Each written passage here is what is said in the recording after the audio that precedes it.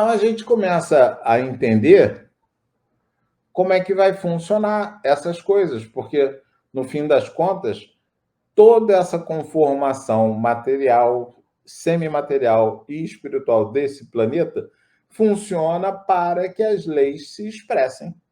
Nós estamos numa determinada etapa que eu preciso me relacionar com o outro que eu estabeleci relações muitas vezes turbulentas em outras vidas. Então a gente encarna, esquece do passado, tem toda uma série de leis que funcionam para que a gente possa ir lentamente se harmonizando com os outros espíritos. Para quê? Porque, no fim das contas, todos nós teremos funções como espíritos puros. Né? E ela não pode ficar ainda turvada por toda uma picuinha que muitas vezes a gente está, que a gente briga com o outro por qualquer coisa. Né? Então, quando a gente pensa, justamente, até vira e mexe, o pessoal bota lei do retorno, não, o que eu faço me atinge, etc. Não, o que eu faço me atinge porque eu vou moldando as relações que eu tenho com o mundo. Se eu moldo relações sempre violentas, eu vou terminar atraindo para perto de mim pessoas que se harmonizam com essa violência.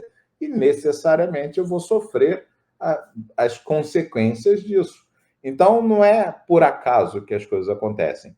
Se eu chegar nesse planeta e for evoluindo a um ponto de eu não ter mais como aprender mais coisas aqui, ou trocar com as pessoas daqui, eu vou ser levado a outro planeta. A gente tem leis que regem os nossos funcionamentos, tanto internos do corpo quanto externo. Né? Então, a gente, quando fala disso, sabe que Kardec ouviu a respeito das leis naturais, né? Lei de adoração, lei de trabalho, lei de reprodução, conservação, destruição, lei de sociedade, progresso, igualdade, liberdade e, por fim, justiça, amor e caridade, que, por incrível que pareça, ele junta numa lei só. Coisa que sempre deixa a gente achando estranho, né? Porque normalmente a gente pensa na coisa justa como sendo aquela coisa bem rígida, bem, né, durona, etc.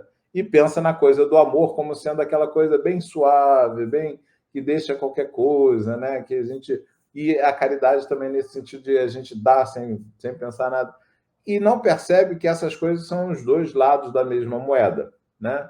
A gente é justo quando a gente não faz ao outro aquilo que a gente não quer que façam para a gente. E a gente é caridoso quando a gente faz ao outro aquilo que a gente quer que façam pela gente. É a mesma moeda, por isso que Kardec escuta a lei de justiça, amor e caridade. Né? E não só isso, ele nos recomenda que fora da caridade não há salvação, porque não tem como a gente achar que qualquer um espírito que esteja encarnado na Terra, qualquer um, do mais evoluído ao mais atrasado, que vai ser deixado para trás. Qualquer regra que deixe alguém para trás vai terminar sendo excludente, e isso não tem cabimento na ideia de ter um Deus Pai. E aí a gente entende que essas regras que vão falar de emoções, de sentimentos e, finalmente, do arbítrio a respeito disso, entenda lá, a emoção me toma, eu sinto ela aparece em mim como uma sensação, eu entendo o que está ocorrendo, ela se torna um sentimento, e a partir desse sentimento eu vou usar esse sentimento como a energia necessária para construir a minha ação. Então, emoções, sentimentos e ação estão interligados, eles não são separados. Né? Quando eu estou pensando em qualquer lei natural, eu consigo pensar nessas três etapas. Eu sinto alguma coisa, e isso ainda é muito do corpo, e a gente sente coisas que têm a ver até com instintos bem primitivos, né? Seja no sentido da sexualidade, porque um dos instintos importantes.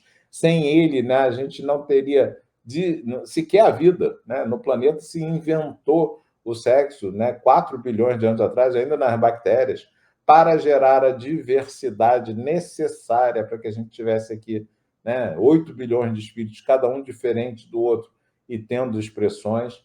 Então, a gente precisa dessa diversidade, assim como outras coisas também. Um dos instintos que eu gosto de falar muito, que a gente não percebe, é o instinto relativo à hierarquia e poder. Né? Porque viemos de animais gregários e muitas vezes a gente ainda continua buscando grandes líderes para resolver as questões que, na verdade, seriam de responsabilidade de cada um. A gente quer que alguém venha e alguém resolva, né? Então a gente ainda narra, até mesmo a história de Jesus, muita gente vai dizer, viu, Jesus foi o nosso salvador. Não, ele não salvou, não. Ele deu um monte de dica e mostrou o caminho. Disse, ó, eu sou o caminho, a verdade e a vida. Ninguém vai ao Pai se não for por esse caminho aqui. Então, quem tem que ir atrás dele? Nós. Ele não salvou ninguém. Ele não virou e disse, pronto, a partir de agora vocês estão salvos. Não é isso. Ele trouxe para a gente o caminho. Cabe a nós o caminho. E aí, como é que a gente lida com isso? Né? Eu brinquei, botei até ali um jogo de paciência, porque é paciência e controle emocional, porque isso influencia diretamente a saúde do perispírito.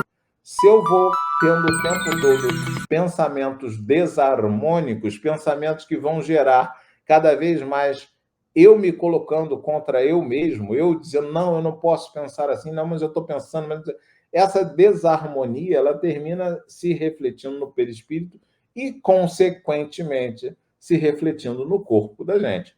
Então, a gente precisa cuidar para que essa harmonia se estabeleça no nível que a gente tem. Não é virar, a gente tem uma expectativa de não, a harmonia é aquela coisa só de santo. Não, a harmonia é que eu possa sentir que a minha ação, né, a minha emoção e meus sentimentos estão em sintonia, né?